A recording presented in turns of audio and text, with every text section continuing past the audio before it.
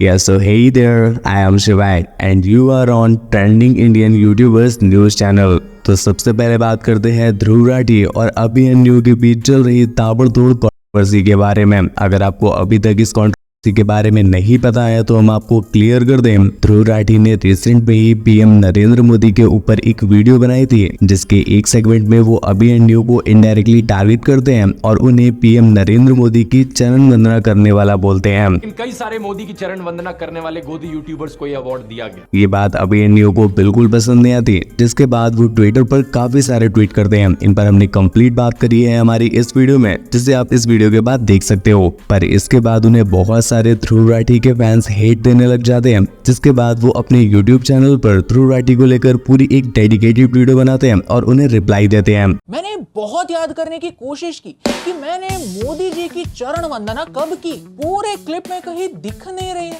हो सकता है इतने सालों के लिए देश के बाहर रहने की वजह से आपको चरण वंदना इस शब्द का मीनिंग याद ना हो। तो चलिए आपको याद दिलाते हैं। चरण वंदना इसे कहते हैं जब किसी के पैर छुए जाते हैं। ये मेरे संस्कार है। मुझे बचपन से सिखाया गया है कि इससे हमारा ईगो कंट्रोल में रहता है। अवार्ड तो हमें दिल्ली के एजुकेशन मिनिस्टर ने भी दिया है। क्या हमने उनकी भी चरण वंदना की थी?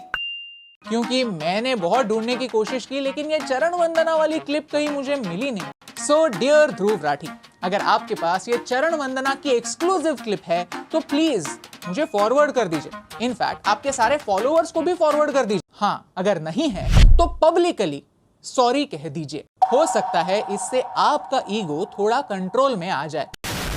तो अब बात करते हैं पोर्श कार एक्सीडेंट केस के बारे में, जिस पर बहुत सारी अपडेट्स निकल कर आई हैं। पर अगर आपको अभी तक पोर्श कार केस एक्सीडेंट के बारे में नहीं पता है तो उसे मैं बहुत छोटे में समराइज करके आपको समझा देता हूँ। दरअसल 2 दिन पहले पुणे के एक बिलियनियर की बेटी की हाई स्पीड ड्राइविंग की वजह से 2 एडल्ट्स की चली जाती है, जिसके बाद पब्लिक उसे कार से निकालकर बहुत पीटती है और पुलिस को हैंड ओवर कर दिया जाता है। पर शॉकिंगली अरेस्ट होने के 15 घंटे के अंदर अंदर ही उसे बेल मिल जाती है, जिसके बाद इंटरनेट पर लोग इस चीज को देखकर बहुत ज्यादा नाराज होते हैं। तो अब बात करते हैं केस के अपडेट को लेकर। तो पहला अपडेट निकल कर आया है कि कल्पित के डैड को भी अंडर कस्टडी ले लिया गया है। इसके साथ साथ उस पब के मैनेजर को भी अंडर कस्टडी ले लिया गया है, जिसने एक माइनर को सर्व की थी। केस की एक और अपडेट निकल कर आ रही है कि जब कल्पित के डैड को अंडर कस्टडी ले जाया जा रहा होता है तो लोग उन पर इंक फेंकने की कोशिश करते हैं, जिसे आप साफ साफ इस वीडियो में देख सकते हो।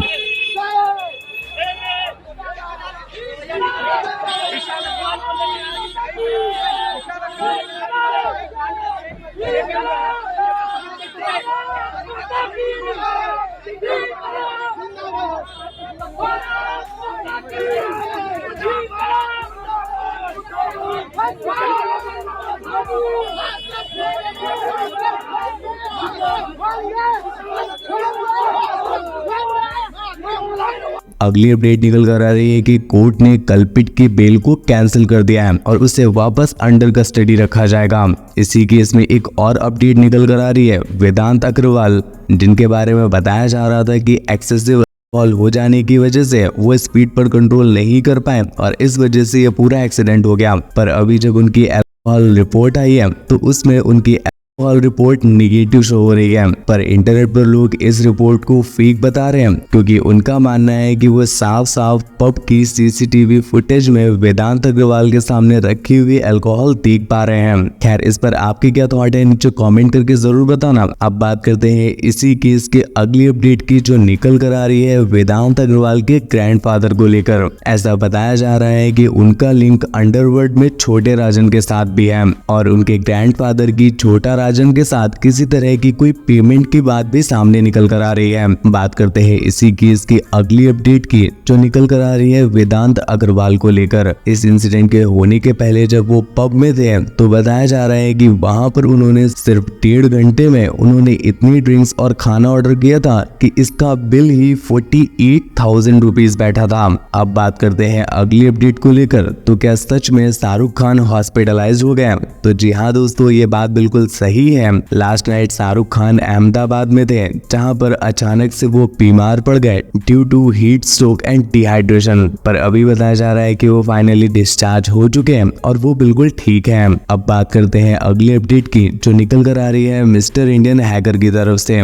दरअसल उन्होंने पूरी की पूरी ट्रेन ही बुक कर ली अपने फ्रेंड्स के लिए, और न सिर्फ इतना ही, उन्होंने 50 लाख रुपीस के आइटम का गिव अवे कर दिया सिर्फ अपने फ्रेंड्स के लिए। जिसके बाद ये वीडियो तेजी से इंटरनेट पर वायरल हो रखी है और सभी लोग अपने दोस्तों को टैग करके ये वीडियो दिखा रहे हैं। खैर, आपका भी कोई ऐसा दोस्त है जिसके लिए आपको लगता है कि उसे ये वीडियो देखने की जरूरत है, तो उसे भी ये वीडियो जरूर शेयर करना। अब बात करते हैं अगली अपडेट को लेकर, जो निकल कर आ रही है नरेंद्र मोदी की तरफ से, जिन्होंने रिसेंट में ही हुए एक इंटरव्यू में कुछ ऐसा बोल दिया जिसे सुनने के बाद इंटरनेट के सभी लोग हैरान हो रखे हैं। जब तक माँ जिंदा थी मुझे लगता था कि शायद बायोलॉजिकली मुझे जन्म दिया गया है। माँ के जाने के बाद इन सारे अनुभवों को मैं जोड़ करके देखता हूँ तो मैं कन्विंस हो चुका हूँ। गलत हो सकता हूँ, लोग लेफ्टिस्ट लोग तो मेरे धज्जियाँ उड़ा देंगे, मेरे बाल नोच लेंगे। मैं कन्विंस हो चुका हूँ कि परमात्मा ने मुझे भेजा है। अब बात करते हैं अगली अपडेट की। तो इस समय इंटरनेट पर एक वीडियो बहुत जोरों से वायरल हो रही है, जिसमें बीएसएफ का एक जवान सूरज की गर्मी से ही पापड़ को रोस्ट कर देता है। मतलब वो ये दिखाने की कोशिश कर रहे थे कि जवान कितनी गर्मी में भी बिना रुके अपनी ड्यूटी को निभाते रहते हैं। अगर आप भी अपनी कंट्री के जवानों से प्यार करते हो तो नीचे कमेंट में जय हिंद लिखना बिल्कुल भी मत भूलना। अगर आपको वीडियो पसंद आई हो तो प्लीज वीडियो को एक लाइक कर दीजिएगा और चैनल को सब्सक्राइब कर लीजिएगा ऐसी ही इंटरेस्टिंग और फास्ट अपडेट के लिए। आज के लिए बस इतना ही, पर जाने से पहले ये लेफ्ट वाली वीडियो देखकर जाना, बहुत इंटरेस्टिंग और बहुत इंपॉर्टेंट वीडियो है।